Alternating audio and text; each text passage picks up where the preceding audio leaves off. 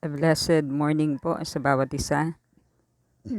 Thank you Lord sa magandang umaga, sa patuloy na lakas at tiningan ay binibigay niya sa atin. Let's pray. Father in heaven, thank you Lord for this day you have given us. Salamat po sa patuloy na lakas at buhay na ibinibigay niyo sa amin.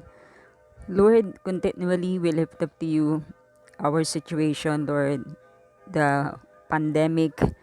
Ama banal, we believe na dakila ka at wala pong mahirap na bagay sa iyo.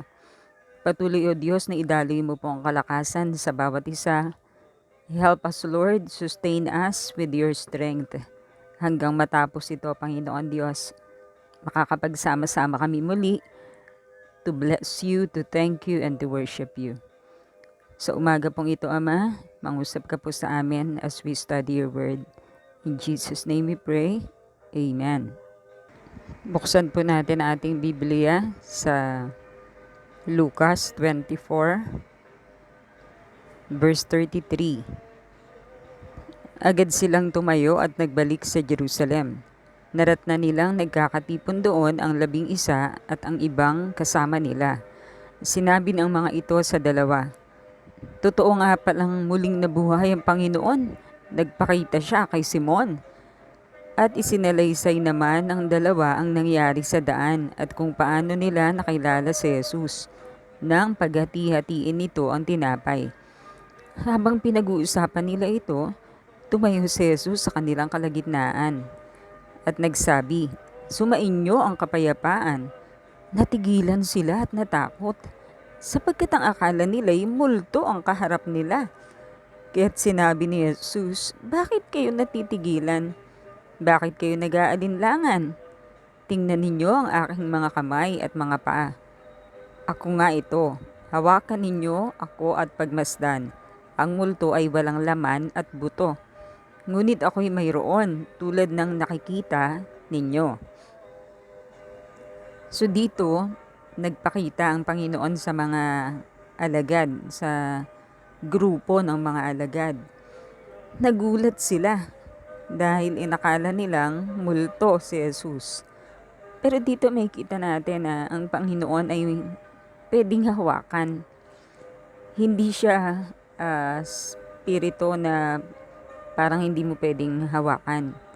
Siya ay mayroong katawan at buto. Pero syempre, iba na yon, iba yung structure na yon, iba yung flesh ng mundo, iba yung katawan na ibibigay sa atin after resurrection. Iba yung katawan na yon ng Panginoon. Kasi may kakayanan yon na biglang magpakita, biglang mawala. Hindi kaya yun ng flesh. May kakayanan yun na tumagos. Parang ganun eh. Glorified body yon. So natigilan sila. Actually, nag-aalinlangan sila eh. Nagdadalawang isip sila. Kung ang nakikita ba nila ay totoo. So, nagpakita si Lord ng proof na siya yon at siya ay totoo, hindi siya multo. Sabi niya sa 39, "Tingnan ninyo ang aking mga kamay at mga paa. Ako nga ito. Hawakan ninyo ako at pagmasdan. Ang multo ay walang laman at buto. Ngunit ako'y mayroon tulad ng nakikita ninyo."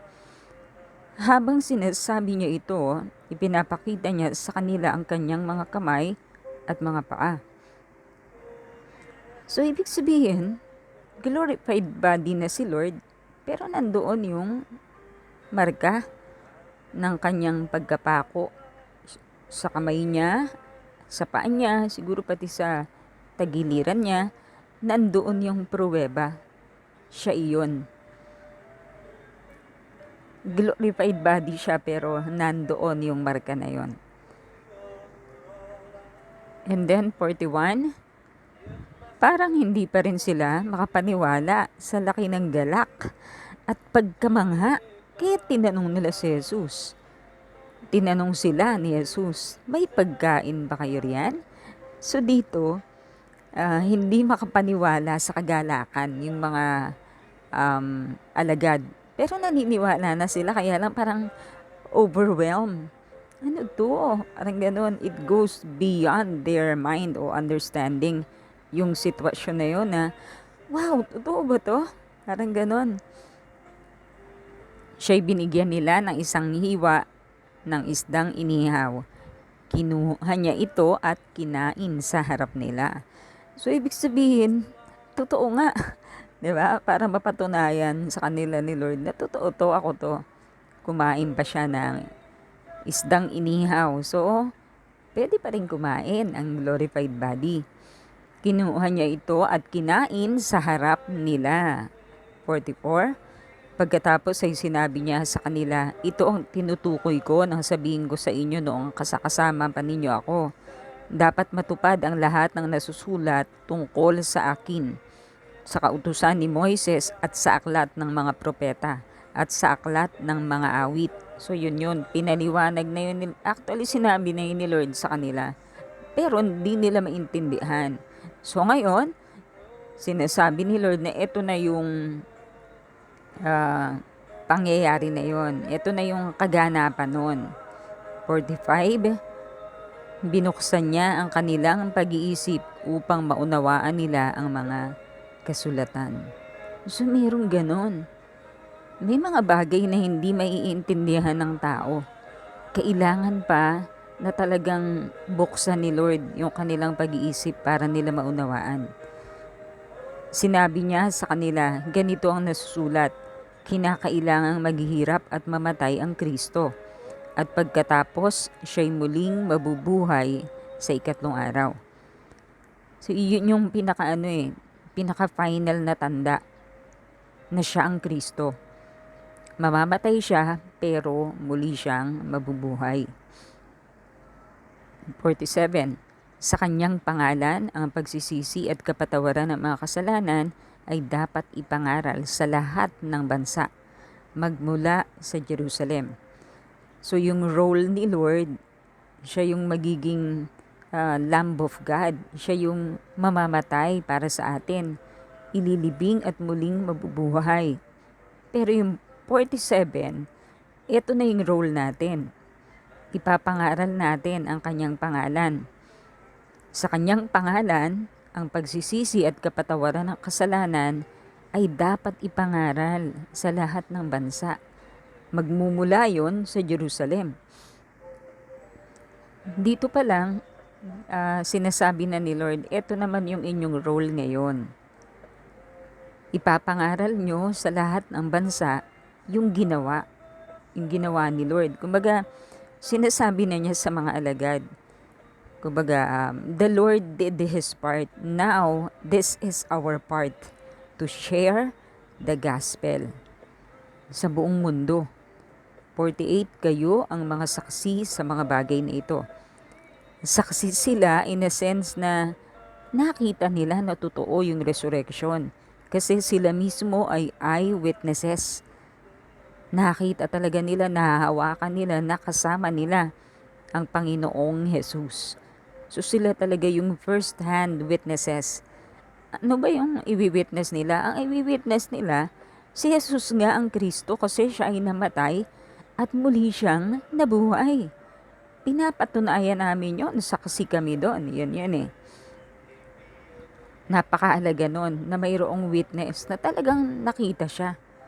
Nakasalo siya, nahawakan siya. First-hand witness. Tayo, hindi na tayo first-hand witness kasi hindi naman tayo talaga yung nakakita. Tayo ay bunga na ng mga witness na yon. Verse 49, tandaan ninyo, isusugo ko sa inyo ang ipinangako ng aking Ama, kaya't huwag kayong aalis sa Jerusalem hanggat hindi kayo napagkakalooban ng kapangyarihan mula sa langit. Merong kailangang mangyari pa sa kanila bago sila maging witnesses. At yun ay ang papuspos sila ng banal na espiritu. Napakahalaga nun. Hindi sila pwedeng umalis para mag-witness kung hindi pa sila napupuspos o nababaptize ng Holy Spirit. So, mahigpit na bilin yun ni Lord. Tandaan nyo. Diba? Kumbaga, napakahalaga nun. Napakahalaga kahit hanggang ngayon na maranasan natin ang kapuspusan ng banal na espiritu. Bilang mga lingkod ng Diyos napakahalaga na tayo ay mapuspos ng banal na espiritu. Pagkatapos ng mga ito, sila'y sinama ni Jesus sa labas ng lungsod. Pagdating sa Betania, itinaas niya ang kanyang mga kamay at sila'y binasbasan. Habang ginagawad niya ito, siya na may lumalayo paakyat sa langit. Siya'y sinamba nila at pagkatapos ay masayang-masaya silang bumalik sa Jerusalem. Palagi silang nasa templo at dooy nagpupuri sa Diyos. So nandun sila sa templo, sama-sama sila doon. Nagpupuri sila sa Panginoon at hinihintay nila yung pagbaba ng banal na espiritu sa kanila para sila bigyan ng kapangyarihan bilang mga saksi. So, dito nakita natin na naganap talaga yung mga nasusulat patungkol sa Panginoong Jesus. Ang ibig sabihin lang noon, tiyak ding magaganap ang mga nasusulat patungkol sa kanyang muling pagbabalik. So yun naman ang ating pinakaasam-asam ngayon, ang muling pagbabalik ni Lord. Ang rapture ay pwede nang maganap anytime. Kahit ngayon, o mamaya, o bukas, anytime pwede nang maganap yan. At nawa, maging handa tayo. Maging handa tayo sa muling pagbabalik ng Panginoon para sa church or yung rapture. Maging handa tayo. Paano tayo magiging handa? Sumunod na tayo sa Diyos. Iwanan na natin yung kasalanan. Ganap ng talikuran ang kasalanan. Mamuhay ayon sa pangunguna ng banal na espiritu. So, pumunta na po tayo sa ating pagbabasa sa Old Testament. Makikita natin ito sa Hukom 16 hanggang 17. Hukom chapter 16 to 17. Sa English, Judges. Okay? So ito po ay pagpapatuloy ng storya ng buhay ni Samson. Minsan, si Samson ay nagpunta sa Gaza. Dooy may nakilala siyang isang babaeng nagbebenta ng panandaliang aliw or prostitute. Siya ay nagpalipas ng gabi roon kasama ang babaeng ito. Nalaman ng mga Pilisteo na siya'y naroon. Kaya't pinaligiran nila ang lugar na iyon at magdamag na nagbantay sa pasukan ng lungsod. Ipinasya nilang magbantay hanggang umaga upang tiyak na mapatay nila si Samson. Ngunit nung hating gabi na pumunta sa pintuang bayan si Samson. Inalis ang mga pangharang, poste at tarangka. Pinasan niya ang mga ito at dinala sa ibabaw ng gulod sa tapat ng Hebron. Dito makikita natin na may ginagawa si Samson na hindi kalugod-lugod kay Lord. yung pangyayaring ito na nandoon siya sa isang babaeng nagbibenta ng panandaliang aliw. Hindi yun kalugod-lugod sa Panginoon. So, sa ating buhay, tignan din natin yung ating sarili. Baka may mga bagay din tayong nagagawa o ginagawa na alam nating hindi kalugod-lugod kay Lord. Dapat itigil na natin yon. Sa verse 1, 2, and 3, marahil sa mga panahon na ito, nandun pa yung pain sa puso ni Samson. Kasi 'di ba, kamamatay lang ng asawa niya. And actually, yung nangyaring napakasaklap na pangyayari sa buhay niya, doon sa babaeng minamahal niya. So siguro broken hearted pa yung puso ni Samson.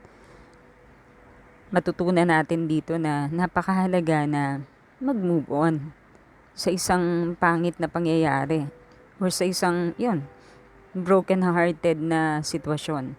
Hindi pwedeng magpatuloy na ganon. Sa verse 3, nakita naman natin na hindi umubra yung mga ginawa ng mga Pilisteo na trap para si Samson ay mahuli. Pagkatapos sa verse 4, Pagkatapos nito'y umibig naman si Samson sa isang dalagang nakatira sa libis ng Sorek. So iba pa yung prostitute kanina.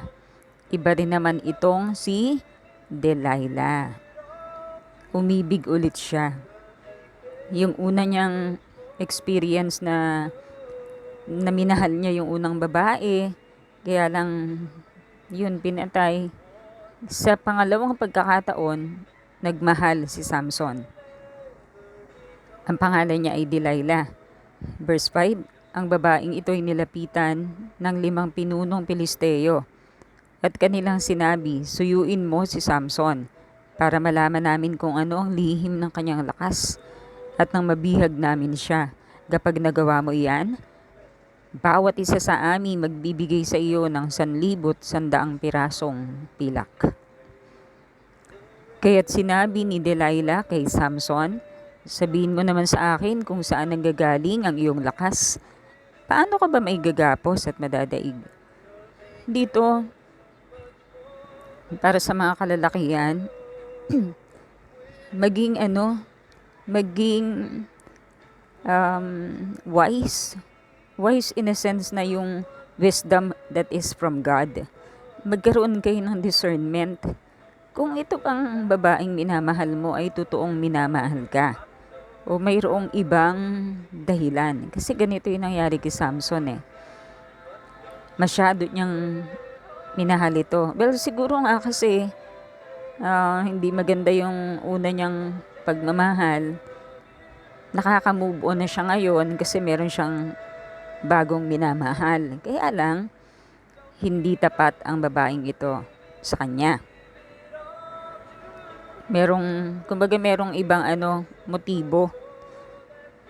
Mga kalalakihan, wag masyadong ma-inlove sa puntos na nabulag ka na doon sa ginagawa o sa tunay na pinapakita ng babae sa'yo. Napakahalaga na nandun yung discernment mo eh. Nandun yung pakikinig mo sa gabay ng Panginoon sa'yo. Tuloy natin. Verse 7, sumagot si Samson, kapag ako'y ginapos ng 7 sariwang yantok, manghihina ako, gaya ng karaniwang tao. Sinabi ito ni Delilah sa mga pinunong Pilisteo, at siya ay binigyan nila ng 7 sariwang yantok na igagapos kay Samson. Samantala, may ilang Pilisteo namang nag-aabang sa kabilang silid. Pagkatapos ay sumigaw si Delilah, Samson, may dumarating na mga Pilisteo. Ang yantok na iginapos kay Samson ay nilagot nito na para lamang nasusunog na sinulid. Kaya hindi nila nalaman ang lihim ng kanyang lakas. Sana dito, sa pagkakataon na ito, naisip ni Samson, aba, ano itong ginagawa ni Delilah? Yung sinabi ko sa kanyang kahinaan ko ay ginawa nga niya. Sana nagkaroon na siya ng kaisipan na hindi siya totoong mahal ng babaeng yon. Ang gusto lang malaman ng babae ay kung saan nanggagaling ang kanyang lakas. Kaya lang again, siguro dahil sa in love siya, nabubulag siya sa katotohanan. Verse 10, pero sana wag ganon mga kapatid. Wag ganon. Mahalaga na tama yung iyong ginagawa. Objective mo, tama, at nakikita mo kung ano ang tama at mali. Kahit doon sa babae na minamahal mo.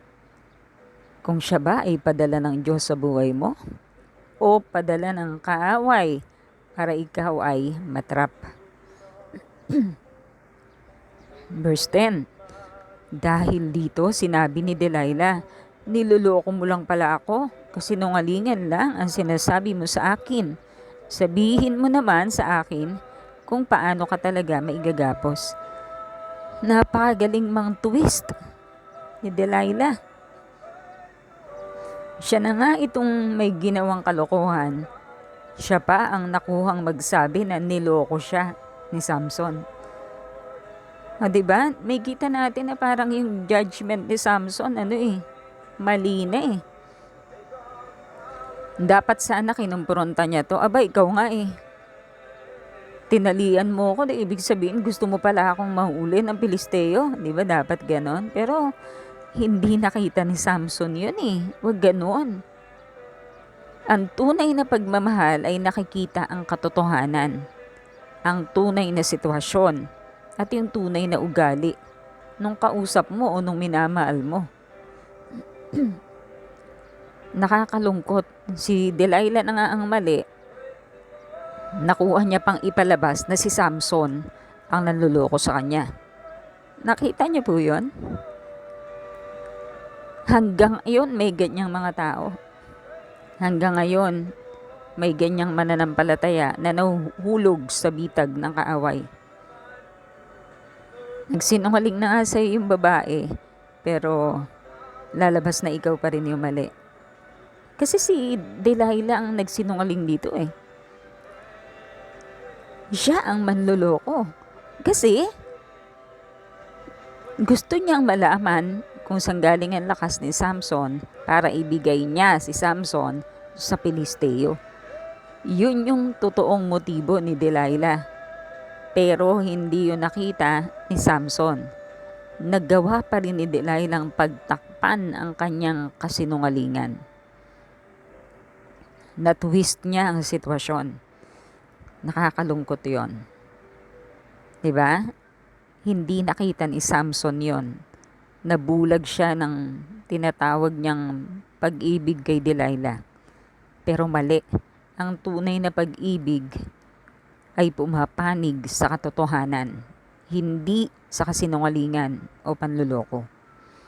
Verse 11, kaya sinabi ni Samson, kapag ako'y ginapos ng bagong lubid na hindi pa nagagamit, manghihina ako gaya ng karaniwang tao. So pangalawa na yan. Verse 12, kumuha si Delilah ng bagong lubid at ginapos si Samson.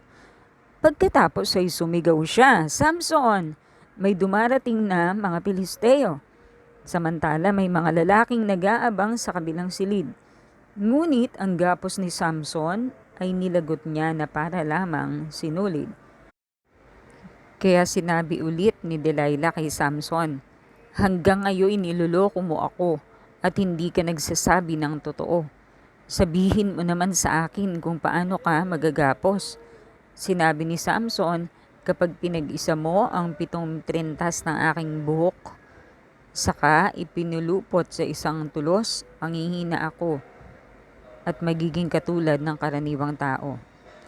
Dito, inulit pa rin ni Delilah yung ginawa niya pero hindi pa rin nakahalata si Samson.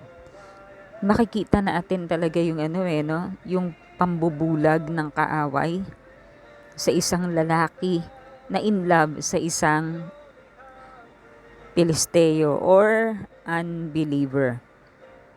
Nabubulag nito yung tamang pagpapasya o tamang judgment ng isang tao, ng isang mananampalataya. Mag-ingat. Mag-ingat na mga kabinataan. Hindi kalooban ng Panginoon yung ganon. Napakahalaga na yung iyong isip at puso ay nagmamahal ng una at higit sa lahat sa Diyos para magkaroon ka ng tamang pagpapasya sa buhay mo. Kasi dito masyado siyang na-inlove kay Delilah eh. Na para bang lahat ng sasabihin o gagawin ni Delilah ay tama. Hindi na niya nakita na niluloko na siya nito. Hindi nakita ni Samson na pinagpaplanuhan na siya ng masama. May masama ng motibo si Delilah sa kanya. Pero hindi niya nakikita yon. Nakakalungkot yung sitwasyon na yon. Pero mauulit at mauulit ito. Itong style na to ng kaaway para pabagsakin ang isang binatang mananampalataya. Kaya napakahalaga na binabasa natin ang salita ng Diyos kasi dito magkakaroon tayo ng wisdom. Matututo tayo para hindi na natin maranas muli ang mga pagkakamali ng unang mananampalataya. Kailangan basahin natin at pag-aralan ang salita ng Diyos. Sana yung mga kabinataan na nakikinig ngayon, may matutunan, maintindihan niya ang napakahalagang karunungan na nandito sa binabasa natin. Hindi ka dapat ah, pangunahan ng iyong emosyon. Napakahalaga na pangunahan ka ng salita ng Diyos para makapag-decide ka, makapag-judge ka ng tama. Ito ba sa Panginoon pa? Ito bang babaeng ito na mahal ko padala ng Diyos sa akin? Mukhang iba ang ginagawa nito. Hindi na discern ni Samson yun 'Di ba? Ikaw din na nakikinig sa akin, kung same situation ka, mag-isip-isip ka na at pakinggan mo ang Panginoon Diyos. 14, kaya pinatulog ni Delilah si Samson at pinag-isa ang 7 tirintas nito. Pagkatapos, ipinulupot niya ito sa isang tulos sa kasumigaw, "Samson, may dumarating na mga Pilisteo." Ngunit siya'y gumising at dali-daling kinalas sa tulos ang kanyang buhok. So dito muna, tignan natin yung picture ni Samson sa kanyang ulo. Nakatrintas pala yung kanyang buhok sa 7 bahagi. Kasi di ba remember, mahaba ang buhok ni Samson Kasi ang sabi sa kanya, o ang sabi ng anghel sa nanay niya, huwag gugupitan yon.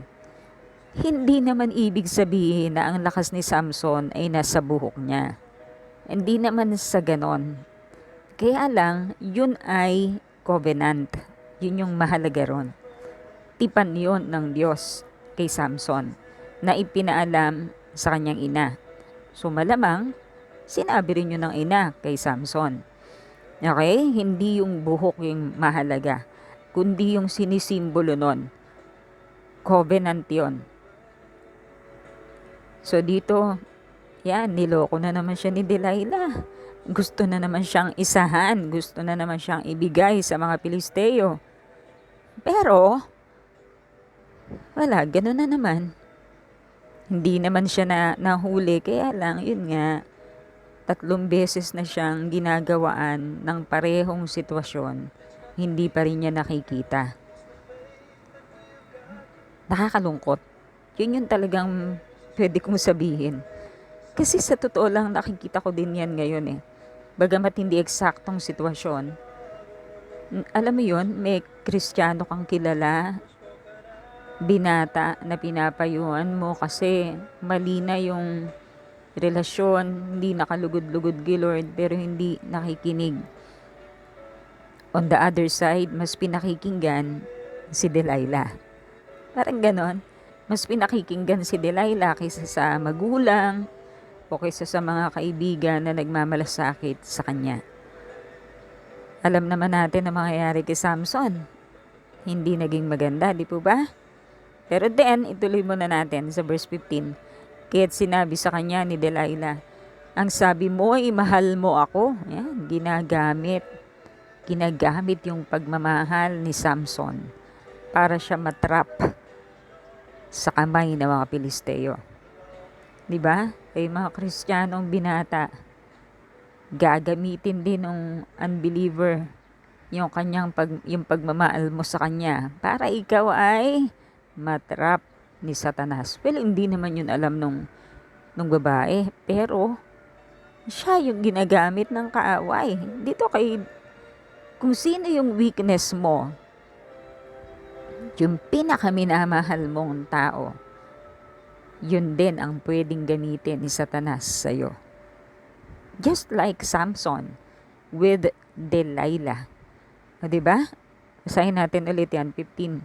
Kaya't sinabi sa kanya ni Delilah, ang sabi mo'y mahal mo ako. Hindi pala totoo. 3 beses mo na akong niloloko. Bakit ayaw mong sabihin sa akin ang lihim ng iyong lakas? Araw-araw ay iyon ang inuulit-ulit niya kay Samson hanggang sa mainis ito. So nakita natin yan Inaraw-araw ni Delilah ang pangungulit kay Samson. Ano nangyari? Nahulog din si Samson. Mamaya natin basahin napakahalaga na makaalis ka sa sitwasyon na ganon. Kasi kapag hindi ka umalis sa ganyang sitwasyon, sooner or later, mahuhulog ka sa bitag ni Satanas sa buhay mo. Take note of that. Mahuhulog ka sa bitag ni Satanas kapag hindi ka umalis sa sitwasyon na yan, na alam mong hindi ka looban ng Panginoon.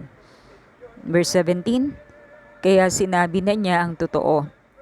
Alam mo, mula sa pagkabatay, inilaan na ako sa Diyos bilang isang Nazareo or Nazarite. Ni minsan hindi pa nasasayaran ng panggupit ang aking buhok. Kaya kapag naputol ang aking buhok, hihina ako tulad ng karaniwang tao. Sa pagkakataon na to, inopen na ni Samson yung totoo. Yun yung nakakalungkot eh. Inopen niya yung katotohanan sa isang taong hindi mapagkakatiwalaan. Sinabi na niya kung sino siya talaga.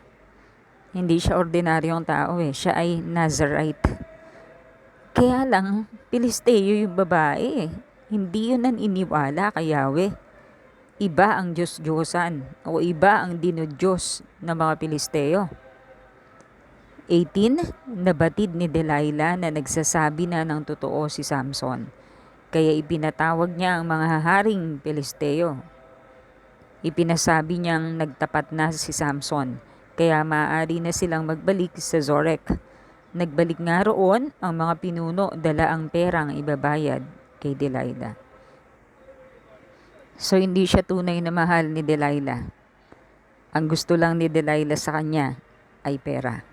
Pagkakaperahan niya si Samson, marami pa ring mga ganyan. Yung akala mo'y mahal ka, yung pala, pera lang talaga ang motibo ng puso.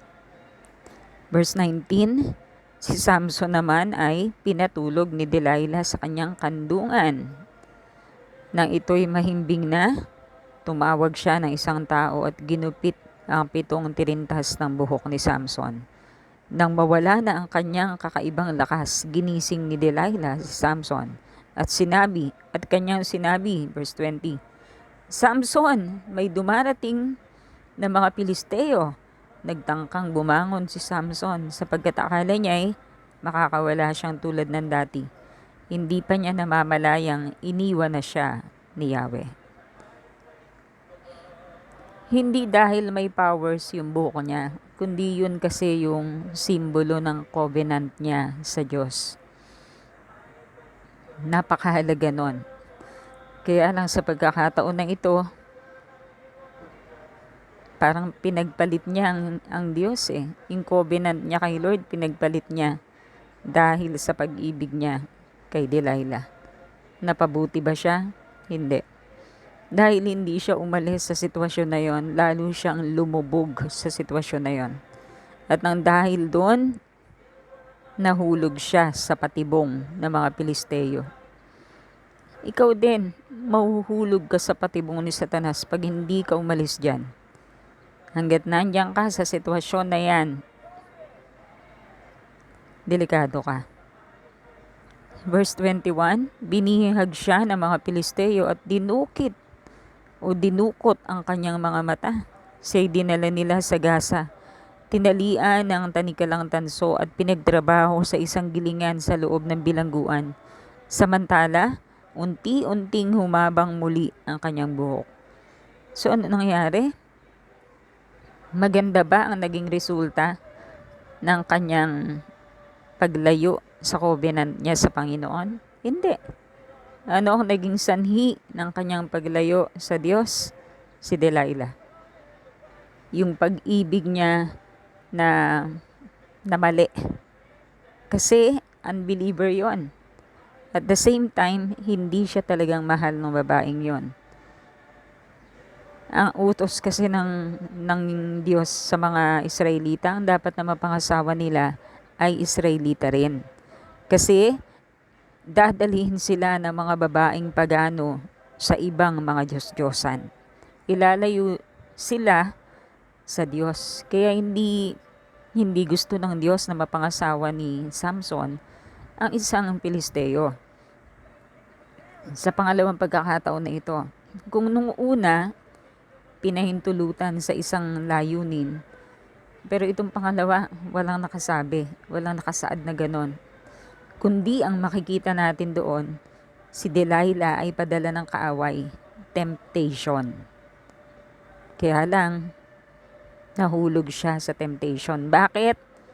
Meron siyang desire kay Delilah. Tulad na sinasabi ng James, kaya nahuhulog sa tukso ang isang mananampalataya dahil meron siyang desire. May gusto kasi siya. Yun yung ugat, yung lust. So, kailangan na deal yung lust na yon para hindi mag-fall into temptation. Mas minahal ni Samson si Delilah kesa sa Diyos. Yun talaga yung pinakaugat eh. Kaya nga ang utos ng Diyos, yung the first and the greatest commandment is to love the Lord your God with all your heart, with all your soul, with all your mind, and with all your strength. Kaya lang yung pagmamahal ni Samson ay napunta kay Delilah. Si Lord yung naging pangalawa lang sa kanya. Kaya nangyari ito. So sa verse 22, samantala, unti-unting humaba muli ang kanyang buhok. 23, minsan, nagkatipon ang mga haring Pilisteo upang magdiwang at maghandog sa mga Diyos-Diyosan nilang si Dagon. See? Yun ang Diyos nila, hindi si Yahweh. Sa kanilang pagdiriwang ay umaawit sila ng pinagtagumpay tayo ng ating Diyos laban kay Samson na ating kaaway. Biruin mo yun. Nagpupuri sila sa Diyos-Diyosan nila kasi nahulog sa kamay nila si Samson. Tignan mo nga ang sitwasyon mo. Baka ang mga demonyo ay tuwang-tuwa kasi ikaw ay nahulog sa tukso. Pero si Lord hindi siya natutuwa. Nalulungkot siya every time na ikaw ay mahuhulog sa tukso. Sana magkaroon ka na ng right judgment. Mahalin mo ang Diyos, hindi pangalawa, kundi una at higit sa lahat. 24. Nang siya'y makita ng mga taong bayan, ang mga ito'y umawit din ng tayo'y pinagtagumpay ng ating Diyos laban sa sumira sa ating lupain at pumatay sa marami nating kasamahan. Pinupuri nila yung Diyos-Diyosa nila dahil natalo nila si Samson. Nakakalungkot. 25. At sa laki ng kanilang katuwaan, naisipan nilang pagkatuwaan si Samson. Lilibakin nila si Samson. Inilabas nila ito sa bilangguan at pinatayo sa gitna o sa paligid ng dalawang malaking haligi. 26. Sinabi ni Samson sa batang lalaki na umakay sa kanya, ihawak mo ang aking mga kamay sa mga haligi ng gusaling ito. Gusto kong sumandal doon. Ang gusali napakasikip dahil sa madami ng tao. Babae at lalaki lahat ay may 3,000. Naroon din ang mga haring Pilisteo. Masaya nilang pinagkakatuwaan si Samson. Ang mananampalataya na nahulog sa bitag ng kaaway ay parang laruan lang sa kamay ng kaaway. Gagawin niya ang anumang naisin niya kahit na, well, actually, ang purpose niya talaga sirain, durugin, wasakin, patayin ang mananampalataya sa kanyang kamay. So, wag mo nga hayaan na mahulog ka sa tukso kasi paglalaruan ni Satanas ang buhay mo, magiging napakasaklap yun para sa'yo. Hindi kalooban ng Diyos na ikaw ay mahulog sa tukso. Every time na may tukso, ano sabi ng Bible? Ang Diyos ay naglalagay ng exit, ng escape door, exit door para makalabas ka o ang sino mang mananampalataya. Laging mayroong exit door na nilalagay ang Diyos kapag ang kaaway ay nilagay na tukso sa'yo. Hanapin mo lagi yung exit door. Huwag kang manatili doon. Kasi kapag nanatili ka doon, mahuhulog ka sa kamay ng kaaway. Verse 28, at nanalangin si Samson, Panginoong Yahweh, mahabag kayo sa akin, sinasamo kong minsan pa ninyo akong palakasin, upang sa pagkakataong ito'y makaganti ako sa mga Pilisteo sa pagkadukot nila sa aking mga mata. Sa pagkakataon na ito, nanalangin na o nagpakumbaba na si Samson sa Panginoon. Alam niya na hindi yung buhok niya ang pinanggagalingan ng lakas kung hindi si Yahweh. Okay? Bagamat mahaba na yung buhok niya, wala pa ring lakas. Pero nung siya ay dumalangin at nagpakumbaba kay Yahweh, makikita natin. Verse 29, itinukod niya ang kanyang mga kamay sa dalawang haligi sa gitna ng gusali at malakas na sinabi, mamamatay ako, ngunit sama-sama tayong mamamatay. Ibinuhos niya ang kanyang lakas at itinulak ang mga haligi. Gumuho ito at nabagsakan ang mga pinuno at lahat ng Pilisteyong naroon. Kaya ang napatay ni Samson sa oras ng kanyang kamatayan ay marami pa kaysa noong siya'y nabubuhay. Kinuha ng kanyang mga kapatid at mga kamag-anak ang bangkay ni Samson at inilibing sa puntod ng ama niyang si Manoah sa pagitan ng Zorah at Estaol. 20 taon siyang naging hukom at pinuno ng Israel. So dito nakita natin hindi naging maganda yung kamatayan niya. Bunga ng kanyang naging pagsuway sa kalooban ng Diyos. Laging hindi maganda ang nangyayari kapag may pagsuway na ginagawa. Di ba't sabi rin ng Biblia, ang kabayaran ng kasalanan ay kamatayan, subalit ang kaloob ng Diyos ay buhay na walang hanggan sa pamamagitan ni Jesucristo na ating Panginoon. May pag-asa pa. Basta may buhay pa, may pag-asa pa. Pag namatay na, wala na. So ikaw na nakakarinig ngayon, buhay ka pa. Kung ikaw ay nasa parehong sitwasyon ni Samson, ito na yung time para humingi ka na ng tawad sa Diyos, magsisi ka at manumbalik, at iwanan mo na ang sitwasyon mo ngayon. Kailangang umalis ka sa sitwasyon na yan para lubusan kang makabalik sa Panginoon. Surrender mo na yan kay Lord. So mga kapatid, matuto na po tayo sa mga nangyari ng Old Testament. Hindi natin kailangang maranasan pa ulit yan, ganyan, bago tayo matuto. Kailangan lang natin basahin ito at unawain at ipamuhay natin yung kalooban ng Diyos. At huwag nating gawin yung mga pagsuway, yung mga hindi kinalulugdan ng Panginoon. Hindi tayo mawawala sa tamang landas kung susunod lang tayo sa kalooban ng Diyos. Amen? So, ngayon, tumungo na tayo sa chapter 17. Sa kaburulan ng Ephraim ay may nakatirang isang tao na Mikas ang pangalan. Minsan, sinabi niya sa kanyang ina, nang mawala ang 1,100 ninyong pilak, narinig kong sinumpa ninyo ang nagnakaw.